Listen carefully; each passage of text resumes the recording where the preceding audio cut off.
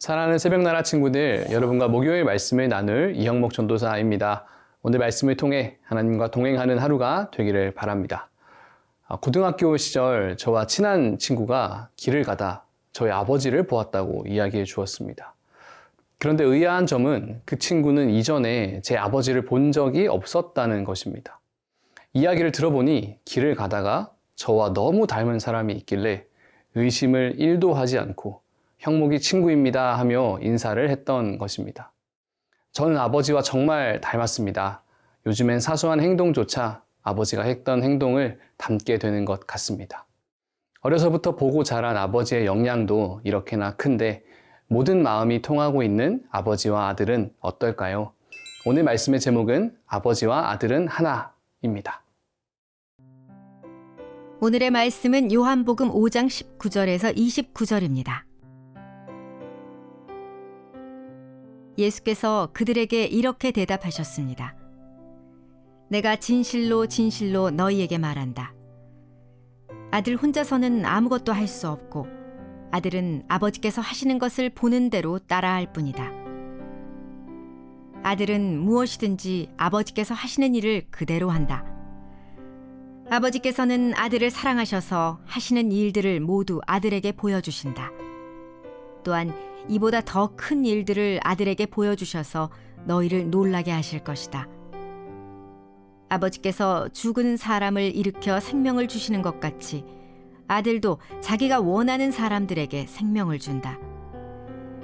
아버지께서는 아무도 심판하지 않으시고 아들에게 모든 심판을 맡기셨다. 이는 모든 사람이 아버지를 공경하는 것 같이 아들도 공경하게 하려는 것이다. 아들을 공경하지 않는 사람은 그를 보내신 아버지도 공경하지 않는다. 내가 진실로 진실로 너희에게 말한다. 누구든지 내 말을 듣고 나를 보내신 분을 믿는 사람은 영생이 있고 심판을 받지 않는다. 그는 죽음에서 생명으로 옮겨졌다. 내가 진실로 진실로 너희에게 말한다. 죽은 사람들이 하나님의 아들의 음성을 들을 때가 오는데 지금이 바로 그때다. 그 음성을 듣는 사람들은 살 것이다. 아버지께서는 자기 안에 생명이 있는 것 같이 아들에게도 생명을 주셔서 아들 안에 생명이 있게 하셨다. 또 아버지께서는 아들에게 심판할 수 있는 권한을 맡기셨는데 이는 아들이 인자이기 때문이다. 이것에 놀라지 말라. 무덤 속에 있는 모든 사람들이 아들의 음성을 들을 때가 온다. 선한 일을 행한 사람들은 부활의 생명을 얻고 악한 일을 행한 사람들은 부활의 심판을 받을 것이다. 유대인들이 예수님을 싫어하고 죽이려고 했던 가장 큰 이유 중 한 가지는 자신이 하나님과 동등하다고 말씀하셨기 때문입니다.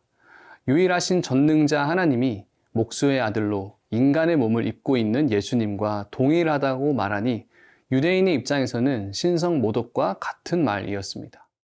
그렇게 하나님 아버지와 자신이 하나라고 하는 말에 분노를 참을 수 없던 것이지요. 예수님은 과연 하나님과 무엇이 동일한 것일까요? 예수님은 아들이 아버지의 직업을 이어받는 것에 비유해 성부 하나님으로부터 성자 되시는 자신에게 하나님의 사역과 능력, 그리고 지위까지 전수된다고 말씀하십니다. 아버지 하나님의 권능은 오직 예수님께만 전수되기에 사람들은 예수님을 통해서만 하나님을 알 수 있습니다.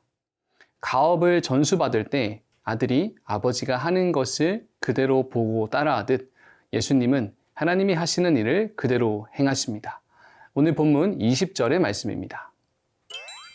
아버지께서는 아들을 사랑하셔서 하시는 일들을 모두 아들에게 보여주신다. 또한 이보다 더 큰 일들을 아들에게 보여주셔서 너희를 놀라게 하실 것이다. 아버지 하나님은 자신이 행하시는 일을 모두 아들 예수님께 보여주시고 더 나아가 행위뿐 아니라 그것을 행하는 마음의 동기까지 알려주셔서 하나님이 행하기 원하시는 모든 것을 예수님을 통해서 이루시는 것입니다. 그래서 사람들은 예수님의 사역을 통해 하나님의 능력과 성품을 알 수 있습니다. 이는 우리에게 예수님을 통해 알게 하시는 복음의 핵심입니다. 그러므로 예수님을 믿는 것만이 하나님을 바르게 알고 섬기는 유일한 길이 되는 것입니다. 사랑하는 새벽나라 친구들, 우리는 예수님을 통해서만 하나님을 볼 수 있습니다. 예수님의 말과 행동에서 하나님의 성품을 발견해야 합니다. 오늘 우리에게 주신 예수님의 말씀을 통해 하나님의 성품을 한 단계 더 깊이 발견하고 경험하는 모든 세나 친구들이 되기를 바랍니다.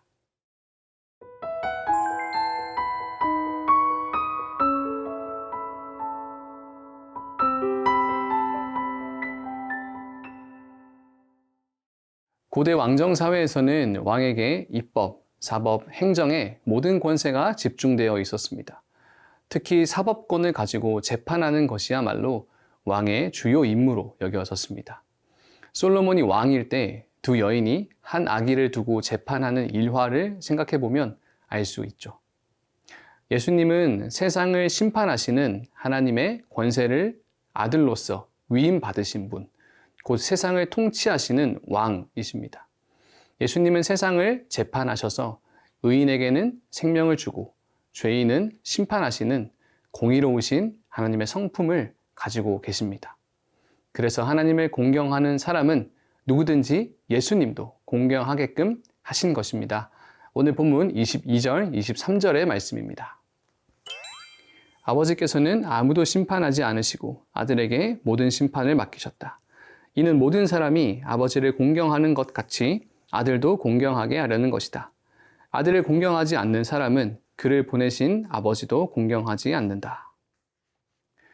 하나님의 권세를 가지신 예수님을 공경하지 않는다면 하나님을 공경하지 않는 자들로서 심판을 받게 될 것입니다. 그런데 예수님은 죄인을 심판하는 것보다 의인을 살리시는데 관심과 집중을 가지십니다. 예수님을 향한 믿음을 가진 자는 영생을 얻었기에 육신의 생명이 다해 죽는다 하더라도 이후에 예수님의 음성을 듣고 다시 살아나게 될 것입니다. 우리가 구원을 얻고 영생을 받는 일은 예수님이 하나님의 권세를 가지신 왕이시기에 가능합니다. 예수님은 또한 부활이 있음을 확실하게 말씀하십니다. 미래에 무덤에 있는 자들은 모두 예수님의 음성을 듣게 될 것이고 이 음성을 들은 자들은 부활하지만 선한 일을 행한 자들은 생명의 부활로, 악한 일을 행한 자들은 심판의 부활로 나올 것입니다. 여기서 선한 일은 무엇입니까? 바로 예수님을 믿는 것입니다. 이 세상의 왕이신 하나님께서 보내신 아들을 믿는 것입니다. 사랑하는 새벽나라 친구들, 우리는 선한 행위가 단순히 힘든 사람을 돕고 쓰레기를 줍는 것이 아니라는 것을 알아야 합니다.